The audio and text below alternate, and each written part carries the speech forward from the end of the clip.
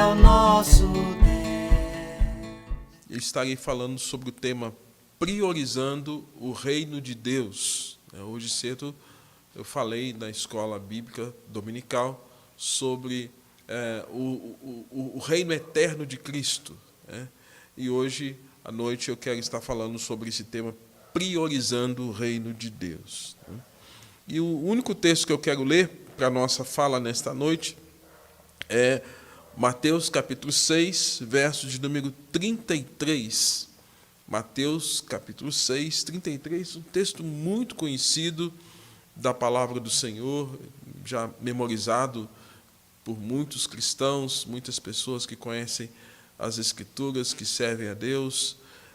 Mateus 6, 33, que diz assim: buscai, pois, em primeiro lugar o seu reino e a sua justiça, e todas estas coisas vos serão acrescentadas. Vou orar pedindo que Deus nos abençoe na exposição da palavra. Pai Santo, sabemos que dependemos do Senhor para tudo quanto fizermos. O fôlego da vida, ó Deus, a existência, nossa saúde, ó Deus, o servirmos ao Senhor depende também do Senhor agindo sobre nós. E, ó Deus, nós rogamos que nesta hora Tu estejas abençoando não somente a minha vida, como aquele que vai levar a palavra, mas as pessoas que estarão ouvindo a mensagem através da pregação. Ó Deus, crendo, ó Deus, que a semente está sendo lançada em vários corações nesta noite. A semente do Evangelho, a semente da palavra de esperança, a semente, ó Deus, que germinando produz homens e mulheres tementes ao Senhor, homens e mulheres santificados, homens e mulheres que têm uma confiança, uma esperança no cuidado do Senhor sobre as suas vidas, homens e mulheres redimidos. Nós cremos, ó Pai, que a palavra há de prosperar, ó Deus, conforme o Senhor mesmo assim ensina. Usa o Teu servo nas minhas limitações, ó Deus, mas na disposição de servir o Senhor conforme a Tua palavra nos ensina. Em nome de Jesus. Amém. Irmãos, então quero estar falando sobre esse tema, priorizando o reino de Deus.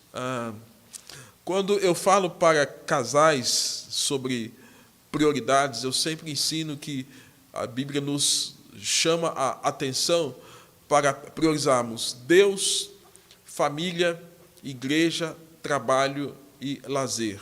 Deus em primeiro lugar, família, e dentro dessa estrutura, a esposa dando atenção para o marido dando atenção para a esposa, e assim os dois juntos cuidarem dos filhos, porque quando você inverte esse princípio, quando você dá mais atenção para os filhos do que para o cônjuge, isso traz um grande dano. São os dois que têm que suprir os filhos.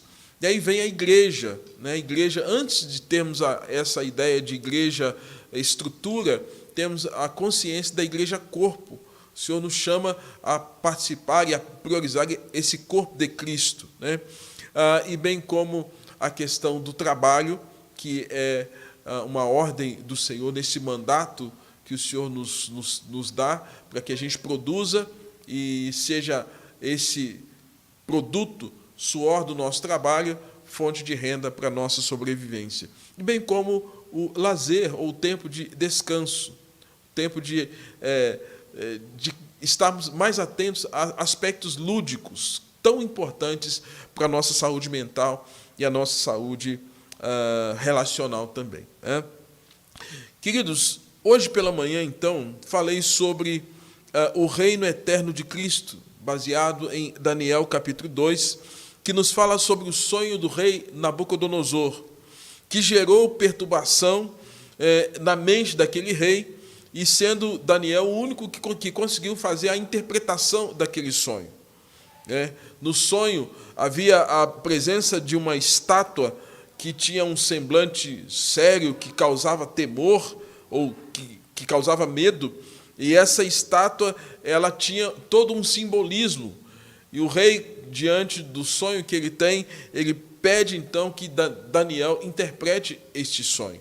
E na interpretação do sonho, nós vimos hoje pela manhã, você depois pode conferir no vídeo que está postado no YouTube, nós vimos que a cabeça de ouro representa o Império Babilônico, nós vimos que peitos e braços, que tem esse simbolismo da prata, representa a Pérsia, com seus reis, Dario, Ciro, Artaxerxes, e bem como os quadris de bronze que representam o Império Romano. Vimos também as pernas de ferro nessa estátua, que tem essa representação de Roma, e que, por final, os pés de barro associado com ferro, que era uma aliança de Roma com pequenos reinos, pequenos locais em que Roma tentou agregar para unir força. Então, nós vimos hoje cedo que a estátua representa exatamente um registro na história do que haveria de acontecer de reinos humanos. E esses reinos humanos, irmãos, eles tinham pessoas que lideravam, que conduziam esses reinos. Todos esses reinos tiveram um ciclo: ascensão, apogeu, declínio ou decadência, queda e alguns, inclusive, a extinção. E esse cenário histórico era uma preparação para a chegada de um reino maior e de um reino melhor. E nós temos que ter esse entendimento. A nossa fé tem que se pautar exatamente nisso, porque todo um plano de redenção está sendo traçado e a história vai acontecendo à medida que esses eventos vão acontecendo, aponta para um reino que está acima de todos os reinos humanos, que é o reino de Cristo. Nós temos, após o nascimento de Jesus, períodos na história marcado pela Idade Média, com os seus vários eventos, a Idade Moderna, que é aquela saída do aspecto rural, do feudalismo para a produção industrial, a Idade Contemporânea, que implica na Revolução Francesa e bem como a presença do Iluminismo, duas guerras e por aí vai, que representa exatamente esse tempo. E agora estão dizendo que após Covid, o Covid-19, ele inauguraria uma nova era. Não sei se você já ouviu isso, mas os pensadores, os sociólogos já estão dizendo isso, que o Covid-19 veio lançar uma nova era, um novo tempo. Lançaria uma nova era. Pois bem, irmãos, vimos pela manhã que Deus enviaria uma pedra cortada ao meio, e que lançaria essa pedra lançada aos pés daquela estátua, ela destruiria, esmiuçaria completamente aquela estátua.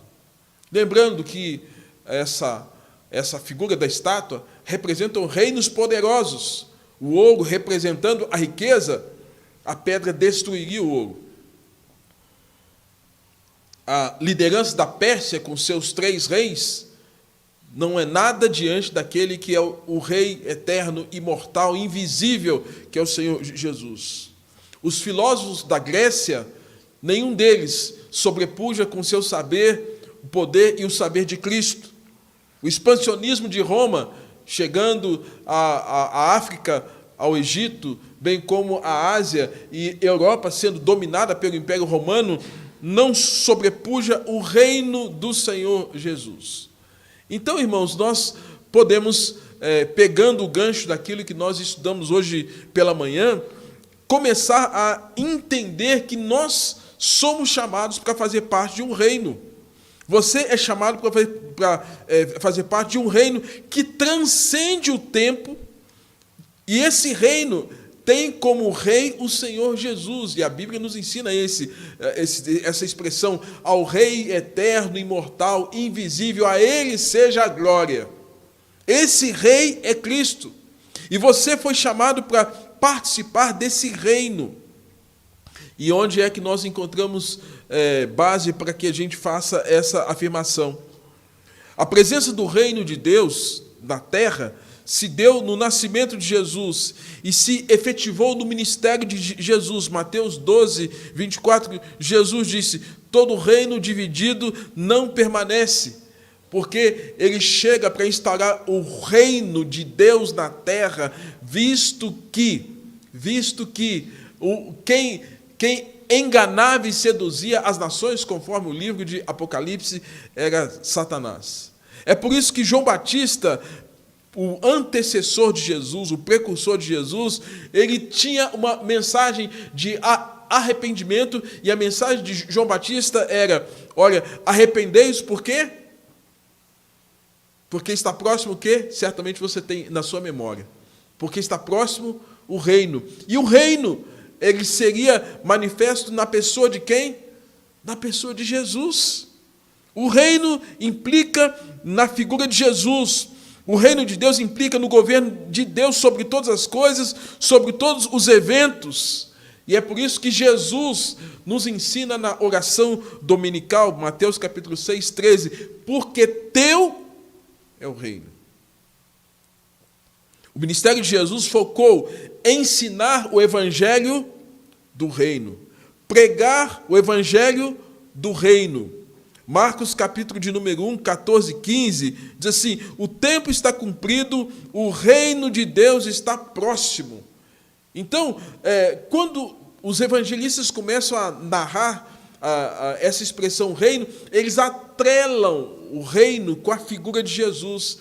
E nós vimos hoje cedo que quando a Bíblia fala dessa pedra cortada que foi lançada sobre a estátua, na verdade é a presença de Cristo, destruindo tudo aquilo que, na verdade, não glorifica o nome do nosso Deus, não exalta o Senhor. A destruição aqui é por conta da insistência em o homem andar e viver na perspectiva de que ele é senhor de si mesmo, como o Império Babilônico, quando Babel foi construir a torre, numa arrogância de elevar uma torre que chegasse até os céus. E tantas outras informações que nós passamos hoje pela manhã. Então, o reino de Deus, ele não se baseia em palavras, em sistemas de ideias. Pregar o evangelho do reino implica em saber que o Senhor nos ensina, tal qual 1 Coríntios capítulo 4, verso de número 20, que o reino de Deus não consiste em palavras, mas o reino de Deus consiste em poder, dínamos. Antes da conversão, todos estávamos debaixo do domínio de Satanás. Pertencíamos ao seu reino, e por causa dessa condição imposta por esse reino espiritual caído, nós estávamos, tal qual Efésios diz, alheios a Deus, mortos nos nossos delitos e pecados. Alguém superior, alguém com poder, haveria de resgatar aqueles que estavam nesse império, nesse reino do mal, e esse alguém é Jesus. Jesus é que nos resgata do reino das trevas, nos transporta para o reino do Filho do seu amor. Colossenses 1,13 nos ensina isso. Ele nos resgata e fomos removidos do império das trevas e transportados para um outro reino, o reino do Filho do seu amor. Então, você e eu, mediante o poder da graça de Deus, somos convidados a participarmos desse reino.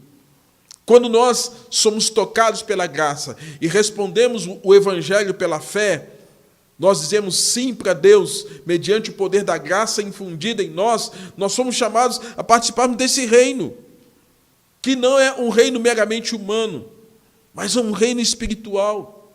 E esse reino espiritual tem regras, tem leis, tem estatutos, tem promessas, tem mandamentos, tem aspectos corretivos para que nos aperfeiçoe dia após dia. Irmãos, toda essa introdução, para que nós estejamos entendendo que Jesus está ensinando aqui em Mateus capítulo de número 6, no Sermão do Monte, sobre como lidar com bens materiais, mas ele está ensinando também como nós precisamos lidar com as questões do seu reino. E é por isso que, a despeito de estarmos com os pés aqui na terra, Jesus, no capítulo 6, verso 19, está nos ensinando a não acumular tesouros na terra, a não servir a Deus e as riquezas, Mamon, verso de número 24. A Bíblia está nos ensinando, em seguida, como lidar com coisas que definem a nossa sobrevivência, comida, bebida e vestuário, mostrando a superioridade da vida espiritual em relação às coisas materiais. Os 10 mandamentos, eles são um grande exemplo para nós de como Deus tem uma preocupação em cuidar de nós. E nós falamos que quando um pai cuida de um filho, o pai tem que aprender a dizer não para o filho. Há momentos em que os pais falam tão somente sim, sim, sim, eles estão deseducando seus filhos. O nosso Deus, pedagogicamente, nos ensina no Velho Testamento o quanto o não é importante. Ele já disse não para Adão e Eva.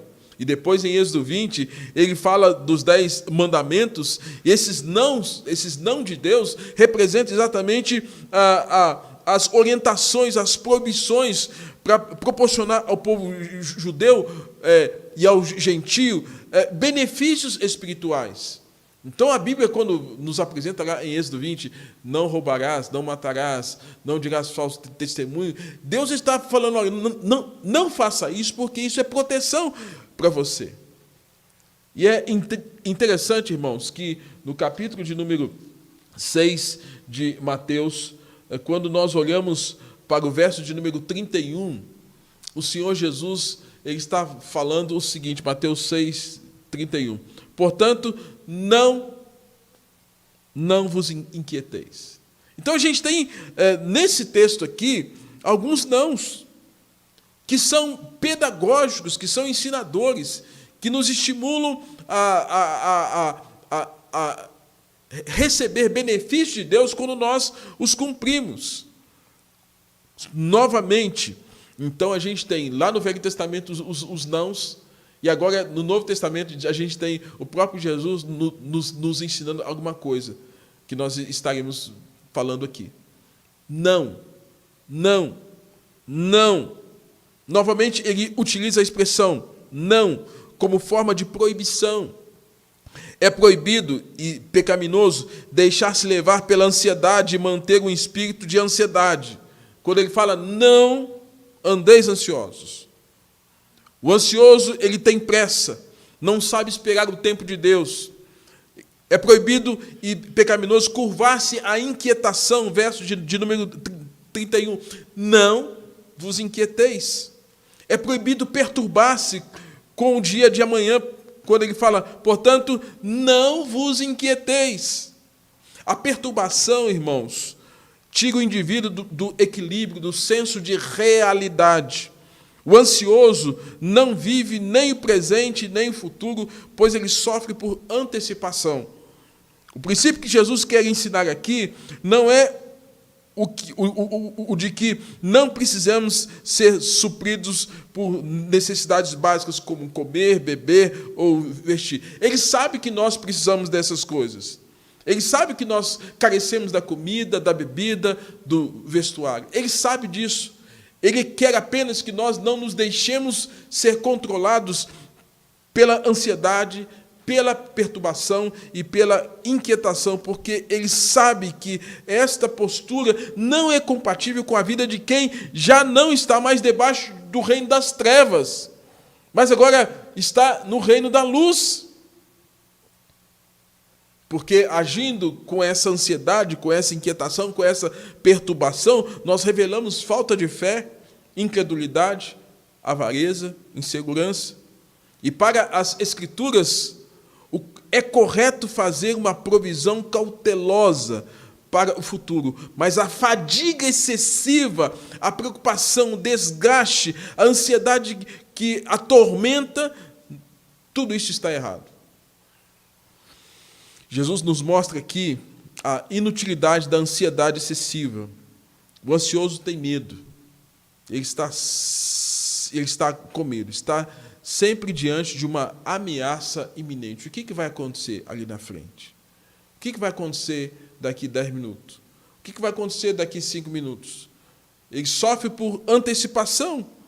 Jesus nos mostra aqui a inutilidade da ansiedade. Então, para ele, o príncipe desse mundo é quem tem imposto sobre as pessoas condições desconfortáveis de ansiedade, inquietação e perturbação. O reino de Deus não produz tais sensações ou percepções sobre as pessoas, muito pelo contrário. Eu sei que quando nos deparamos no mês de fevereiro com informações que Covid, o vírus, havia chegado em nosso país e que estava começando a disseminar por São Paulo e por outras regiões do nosso país, eu sei o quanto isso começou a trazer em nós níveis de perturbação, inquietação, por conta de trabalho, por conta da exposição ao vírus, por conta da possibilidade de morrer, por conta de projetos que, de alguma forma, cada um de nós tinha, e o quanto disso tirou cada um de nós da zona de conforto. Eu sei que eu também tinha projetos, eu tinha ideias, eu tinha expectativas. A minha família tinha expectativas. A sua família tinha projetos aqui e ali. Mas o quanto, a partir de fevereiro e março, praticamente no dia 14 de março, quando, pelo menos aqui na nossa igreja, nós tivemos o nosso último culto com a igreja cheia, dia 15 de março, a partir desse momento, muita coisa aconteceu, gerando em nós esse nível de perturbação, de inquietação, de desconforto. Mas, queridos, tudo isso não vem de Deus. Nós temos que saber disso. Porque o reino de Deus ele não produz essas sensações. O reino de Deus não produz esse comportamento que, inclusive, nos adoeça. O reino de Deus, conforme Romanos capítulo 14, 17, ele produz justiça do reino de Deus, paz que vem de Deus, alegria no Espírito Santo. E Paulo ainda diz, no verso 18, aquele que deste modo procede, serve a Cristo e é agradável a Deus e aprovado pelos homens.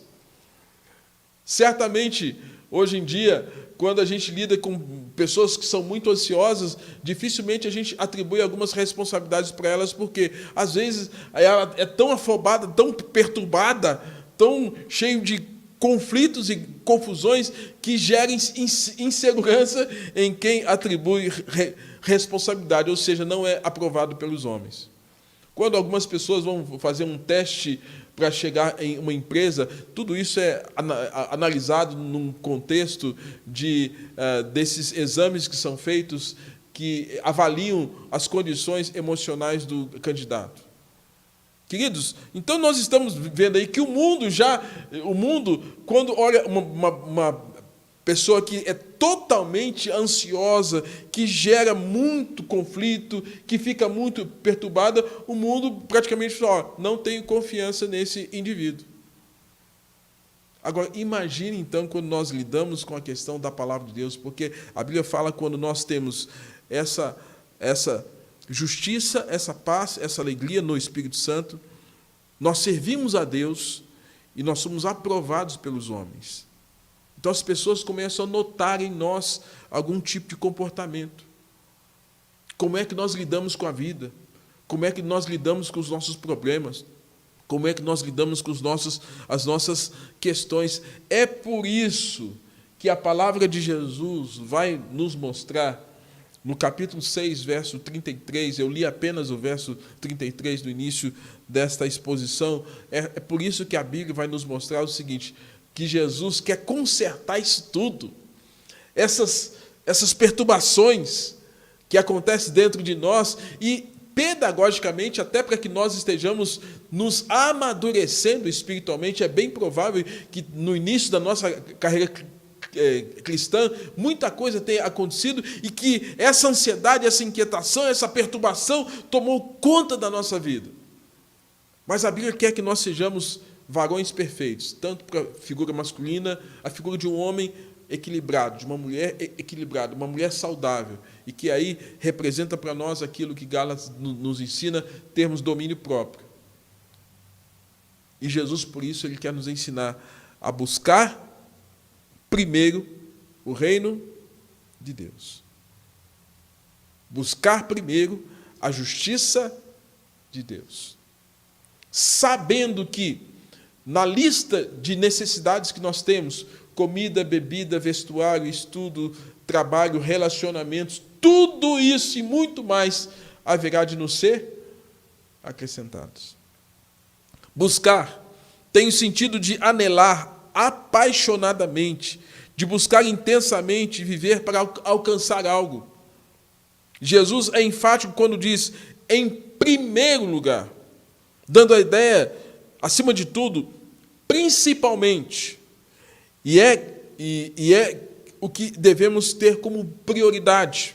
Jesus quer reiterar o ensino dado no capítulo 6, verso 9, na oração dominical, a primeira petição, quando ele fala, venha o teu reino. O reino precede a necessidade do pão. Na oração dominical, quando ele fala, Pai nosso que estás no céu, santificado seja o teu nome, venha o teu reino. O reino precede o pão. Já pensou se Jesus já nos ensinasse inversamente o texto? Pai nosso que está no céu, dá-nos o pão de cada dia. Ele não faz isso.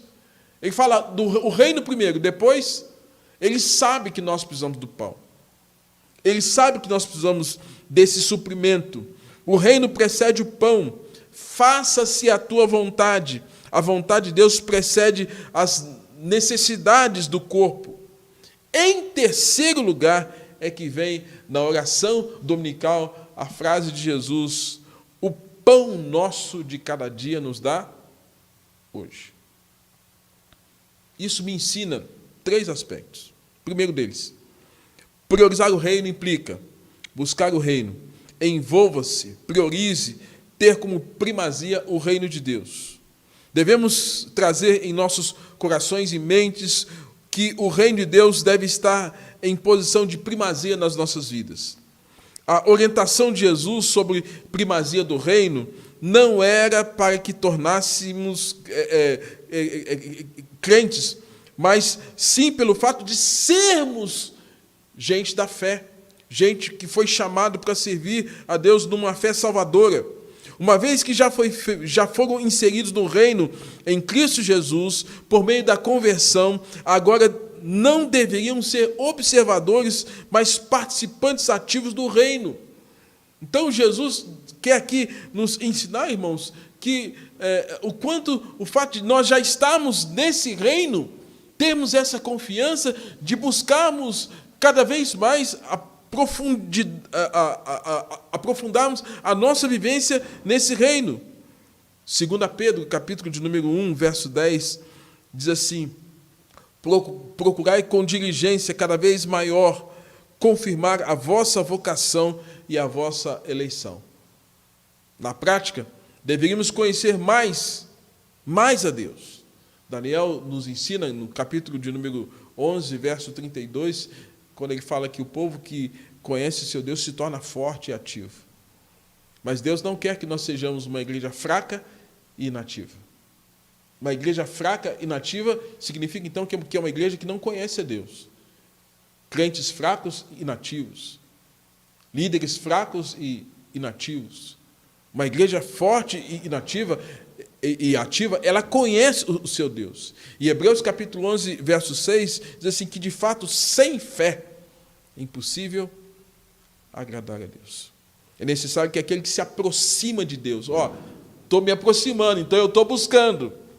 Eu estou buscando conhecer esse Deus. Aquele que se aproxima, priorize Deus em sua vida. Aí o texto fala, creia que Ele exista, e assim se tornará galardoador daqueles que o buscam. Creia que Ele existe, que se torna compensador daqueles que o buscam. Buscar o reino requer diligência e piedade. Buscar o reino significa orar mais. Buscar o reino significa ler as Escrituras e submeter-se a elas. Buscar o reino é buscar ser um discípulo maduro na fé.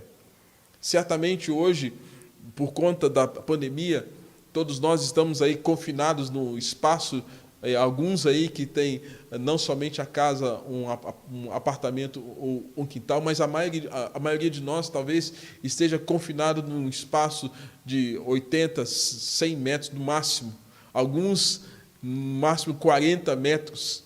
Hoje as casas são pequenas, os prédios são pequenos, então confinados a esse espaço de 40 metros quadrados, e aí a única coisa que faz é comer, assistir TV e ficar no celular.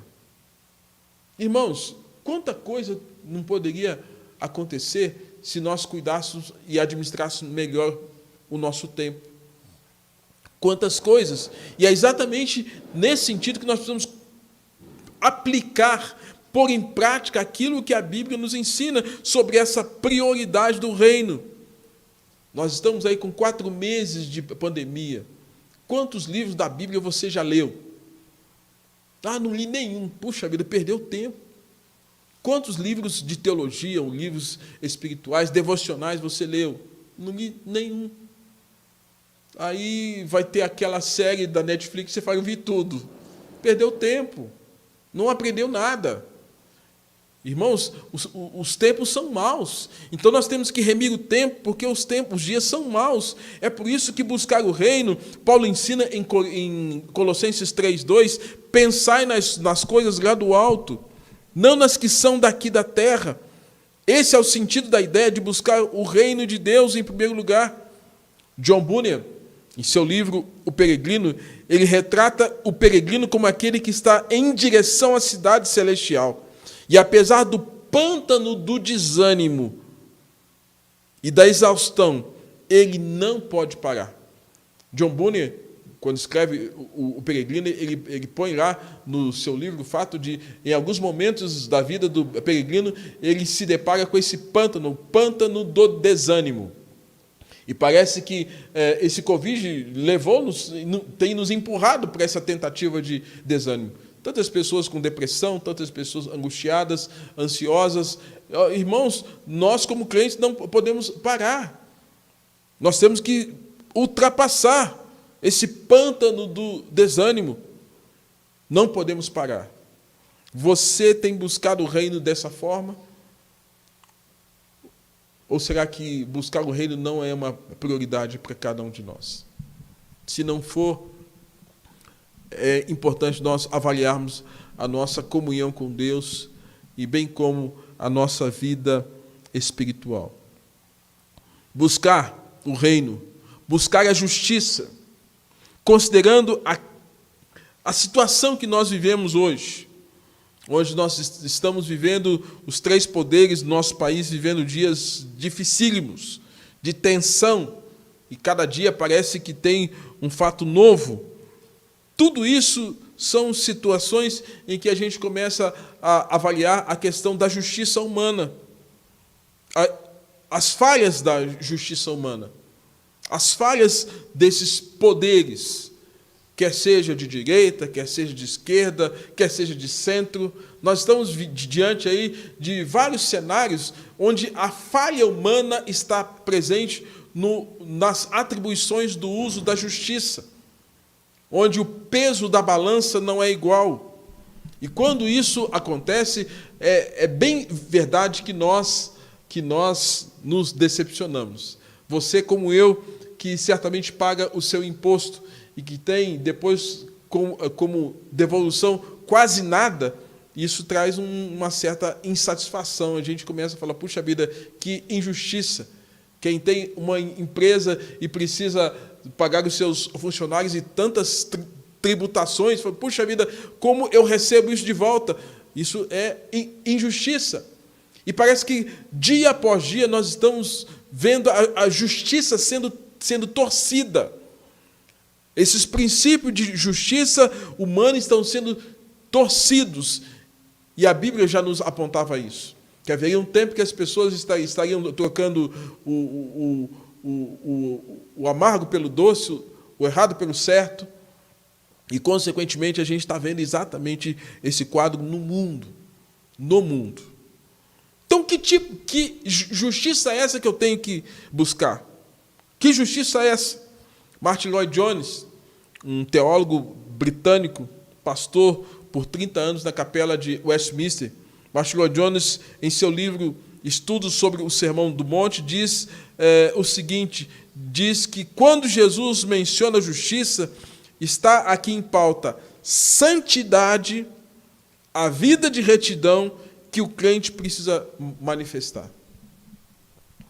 Então, essa justiça que a Bíblia está nos ensinando, não é essa justiça humana. Hoje, para minha tristeza, eu fui ler acerca de um pastor renomado em São Paulo, que antes era da Assembleia de Deus, chamado Ricardo Godin. Ele afirmou com todas as letras que ele deixou de crer na intervenção de Deus. Ele não crê mais que Deus traga graça e resolva os problemas humanos. Foi um pastor da Assembleia de Deus, hoje ele é pastor da Igreja Bethesda, em São Paulo. Ele diz que hoje ele é um humanista. Ele acha que o homem é que tem que resolver as coisas. Ele não precisa de Deus. Porque esse Deus não é um Deus que intervém quando há uma necessidade premente de proteger essa humanidade. Que Deus é sempre pego de surpresa quando o mal acontece, tipo o tsunamis, uma catástrofe, algo ruim que acontece. Isso tem a ver com o que ele defende, chamado de teologia relacional. E, amados, essas informações estão aí. Quando pessoas que, na verdade, deveriam olhar para esse modelo cristão de Jesus, parece que estão querendo inventar a roda. E esse inventar a roda significa que nós temos que olhar para a justiça na terra. Irmãos, a justiça na terra sempre vai ser imperfeita. A justiça na terra sempre vai ser imperfeita. Então, é fato que nós temos que cuidar disso, dar atenção, mas não priorizar isso. Porque quando nós não priorizamos isso, nós buscamos a justiça à nossa maneira. E a justiça a nossa maneira, ela é falha, ela é pecaminosa, ela é contaminada, mas a justiça que vem de Deus, ela é perfeita. É essa justiça que faz com que nós estejamos amando uns aos outros. É essa justiça que faz o rico andar com o pobre. É essa justiça do reino de Deus que faz o preto andar com o branco. E essa justiça que faz com que a gente comece a compreender o fato de que as nações foram chamadas para servir ao Senhor e os redimidos de todas as nações são irmãos na fé. É essa justiça do reino de Deus que faz com que a gente entenda isso tudo. Martin Lloyd-Jones, então, fala que a justiça tem a ver com essa santidade, com a vida de retidão que o crente precisa manifestar. Ele diz ainda, não somente se deve buscar o reino de Deus, no sentido de fixar seus pensamentos nas realidades celestiais, mas também deve buscar a santidade e a retidão de uma maneira positiva. Por isso, Jesus ensinou, bem-aventurados que têm fome e sede de justiça. Da terra ou do céu? Do céu. Porque a da terra é falha. É fato que, tendo a justiça do reino de Deus sobre nós, nós vamos viver na terra conforme os valores dessa justiça de cima. Quando Jesus foi cobrado acerca de impostos, ele diz, dai a César o que é de César. Eu estou aqui na terra, então tá aí certo, está aí o dinheiro. O dinheiro chegou lá para pagar o imposto.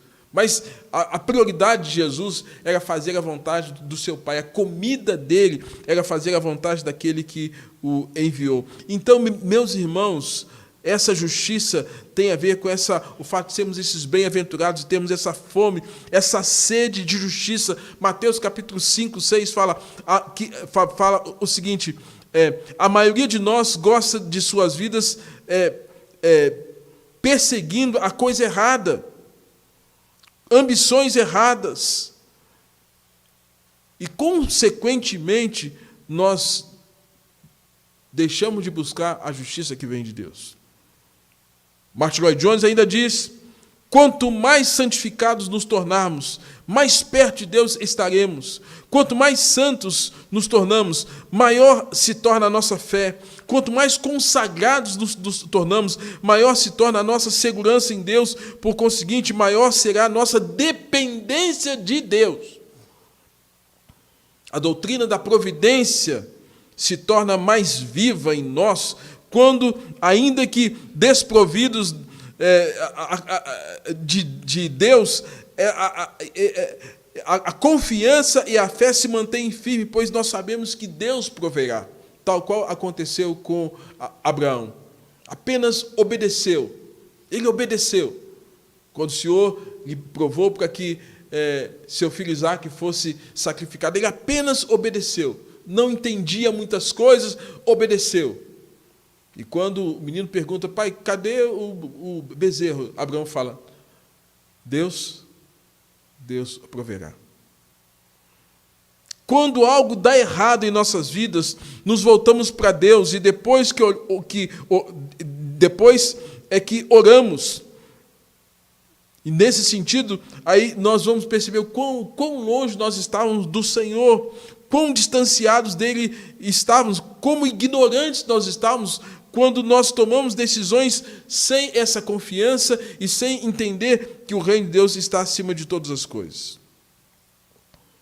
E quando dá errado, a ansiedade bate, perturbação chega à nossa porta, por não buscarmos e não priorizarmos o reino do Senhor. Qual o resultado disso tudo? Se de um lado eu busco o reino e busco a justiça, eu tenho um resultado. Mas se, por outro lado, eu não busco o reino e não busco a justiça, eu tenho um outro resultado. E eu entendo que Deus empenhou a sua palavra. Deus empenha a sua palavra, porque Deus não é homem para mentir e nem filho de homem para se arrepender. E ele fala, o que ele prometeu, ele há de cumprir. E ele está dizendo aqui para nós, busque primeiro o reino, priorize o reino. E qual a palavra empenhada de Deus a nós? A você? Qual a palavra empenhada de Deus para nós? Nesse texto. E todas as outras coisas vos serão acrescentadas. Deus é Deus de aliança. Deus é um Deus de poder. E tudo aquilo que ele falou, ele cumpriu. No Velho Testamento, Noé, chamado a obedecer na construção da arca. E Deus deixou, depois que tudo se resolveu, um arco-íris para falar, não vou mais destruir a terra dessa forma. Abraão, Deus chama Abraão para uma aliança, e agora chama Abraão e toda a descendência para que através da circuncisão se fizesse uma aliança perpétua. E todos que passassem pela circuncisão seriam abençoados. E depois a nova compreensão, a circuncisão, mas não mais física, mas do coração. Nós somos esses que fomos circuncidados, tivemos a circuncisão do coração. E essa circuncisão do coração significa que agora nós fazemos parte da aliança. Jacó faz uma aliança com Deus no vale de Jaboque. Ó Deus, se o Senhor me abençoar, e luta com aquela aparição de Deus numa teofania, luta com o anjo do Senhor, eu não saio daqui enquanto o Senhor não me abençoar. E o Senhor abençoou Jacó. A vida dele estava toda torta. Toda torta. Brigado com o irmão, mais de 20 anos sem encontrar com o irmão, fugido, tendo que trabalhar demasiadamente. Mas depois daquele momento, tudo mudou. Sai o nome Jacó, o usurpador, entra um novo nome, príncipe de Deus.